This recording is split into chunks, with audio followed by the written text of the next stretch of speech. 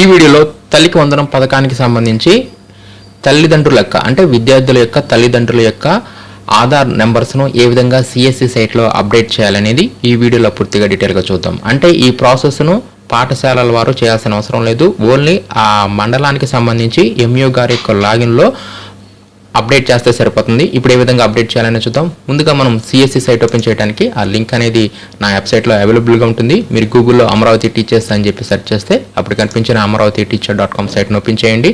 ఈ site open చేయగానే ఇక్కడే మీకు సిఎస్సి సైట్ లాగిన్ లింక్ అని చెప్పి ఉంటుంది. ఈ లింక్ మీద క్లిక్ చేయగానే ఇక్కడ మీకు లాగిన్ లింక్ ఉంటుంది. దీని మీద క్లిక్ చేయండి. దీని మీద క్లిక్ చేసిన తర్వాత ఇక్కడ లాగిన్ అని చెప్పి అడుగుతుంది. ఇక్కడ యూజర్ నేమ్ పాస్వర్డ్ వద్ద మండలానికి సంబంధించి సిమ్స్కి సంబంధించి యూజర్ నేమ్ పాస్వర్డ్ ఇచ్చేసేసి ఈ సైట్లోకి లాగిన్ అవ్వాల్సి ఉంటుంది.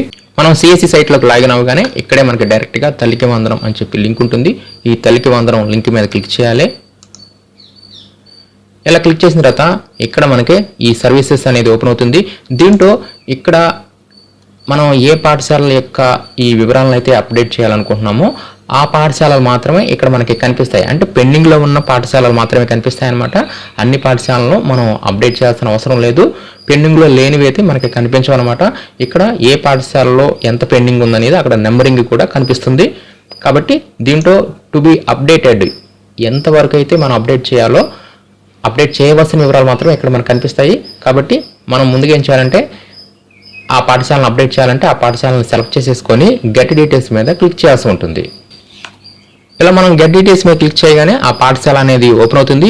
దీంట్లో అక్కడ ఎంతమంది విద్యార్థులకైతే ఈ ఫాదర్ మదర్ ఆధార్ ఐడీలు పెండింగ్లో ఉన్నాయో అంటే ఇక్కడ కంపల్సరీగా తల్లికి వందనం పథకానికి ఎలిజిబుల్ అవ్వాలంటే ఈ ఆధార్ నంబర్లు అనేవి కంపల్సరీగా అప్డేట్ అయి ఉండాలి. ఇవి కనుక లేకపోతే ఆ తల్లికి వందనం పథకానికి అనర్హులు అవుతారు. అంటే ఎలిజిబిలిటీ అనేది ఆన్లైన్లో చెక్ చేయలేరు. కాబట్టి ఈ ఆధార్ నెంబర్తోనే ఎలిజిబిలిటీ చెక్ చేస్తారు. కాబట్టి కంపల్సరీగా ఫాదర్ ఆధార్ ఐడీలు ఉండాలి, మదర్ ఆధార్ నెంబర్లు కంపల్సరీగా అప్డేట్ అనేది ఉండాలన్నమాట.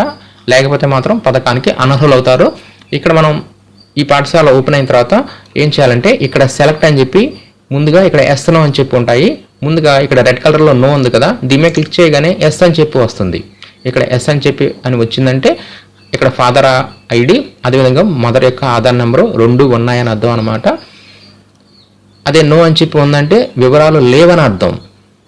అంటే ఆ వివరాలు మన మధ్య లేవు, లేదంటే వాళ్ళకి ఆధార్ నెంబర్ లేవని అర్థం.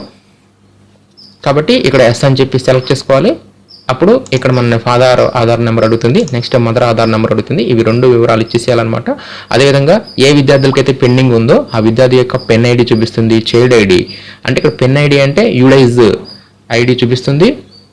తర్వాత విద్యార్థి యొక్క ఆధార్ నెంబర్ చూపిస్తుంది, విద్యార్థి యొక్క పేరు చూపిస్తుంది, ఫాదర్ నేమ్ మదర్ నేమ్ 2 కూడా చూపిస్తుంది. ఆ విద్యార్థి యొక్క తరగతి కూడా చూపించడం జరుగుతుంది. ఈ విధంగా ఈ వివరాలన్నీ కూడా ఉంటాయి. తర్వాత మనం ఫాదర్ నెంబరు ఆధార్ నెక్స్ట్ మనం ఇక్కడ father Aadhaar number mother Aadhaar number రెండింటిని మనం ఇక్కడ అప్డేట్ చేసేసి ఇక్కడ ఫైనల్గా సేవ్ మీద క్లిక్ చేయాలి. ఎంఈఓ గారి యొక్క లాగిన్లో ఆ మండలానికి సంబంధించి ఏ పాఠశాల అయితే పెండింగ్ ఉందో ఆ పెండింగ్లో ఉన్న అందరి విద్యార్థులకు సంబంధించి ఈ విధంగా మనం అప్డేట్ అనేది చేయాల్సి ఉంటుంది. ఈ విధంగా అప్డేట్ చేస్తేనే తల్లి వందనం పథకానికి సంబంధించి వారు విద్యార్థులు ఎలిజిబుల్ అవ్వడం జరుగుతుంది.